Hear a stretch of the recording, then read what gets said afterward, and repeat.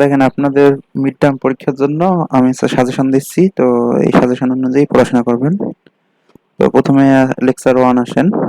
তো লেকচার 1 এ আপনারা পড়বেন হচ্ছে ম্যাটেরিয়াল কত প্রকার, এটা পড়বেন। তারপরে এদিকে আসেন, এই কন্ডাক্টর, সেমিকন্ডাক্টর, ইনসুলেটর, এটার ডিফারেন্স গুলো পড়বেন। তারপরে সেমিকন্ডাক্টর কি, এটা পড়বেন। এই যে ফুল ওয়েভ ব্রিজ রেকটিফায়ার, এটা কিভাবে কাজ করে এটা পড়বেন। আর এই যে ক্যাপাসিটর ফিল্টার সহ এই ইয়েটা পড়বেন।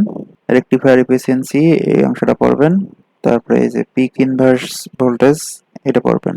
আর রিপল ফ্যাক্টর, এই সংখ্যাটা পড়বেন। তো এবার আসেন এক্সাম্পল। তো এক্সাম্পল 2, এক্সাম্পল 3, 4, এই তিনটা পড়বেন। এই যে এক্সাম্পল 10, এটা পড়বেন। আর এক্সারসাইজ 1, এটা পড়বেন।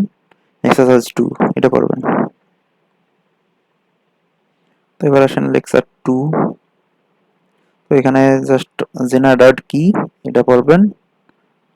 আর হচ্ছে জেনারেটর কে ভোল্টেজ রেগুলেটর কেন বলা হয়, এটা পড়বেন। আর এখানে হচ্ছে ম্যাথ, এক্সাম্পল 1, এক্সাম্পল 2, এই দুটো পড়বেন। তারপরে আসেন লেকচার 3। তো লেকচার 3 তে আপনারা পড়বেন এই যে আইডিয়াল অপ এর ক্যারেক্টারিস্টিক্স। তো শুধু এই যে নামগুলো পড়লেই হবে এইগুলা। এই যে এটা পড়বেন যে লগ আর এন্টি লগ এমপ্লিফায়ার, এই অংশটা পড়বেন। ম্যাথে আছেন এই যে এই এক্সাম্পলটা পড়বেন। এই যে 2 নম্বর এই এক্সাম্পলটা, আর এই যে এক্সারসাইজ, এই তিনটা।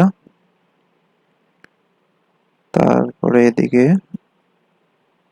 এই যে এই যে এক্সাম্পল 5, এটা পড়বেন।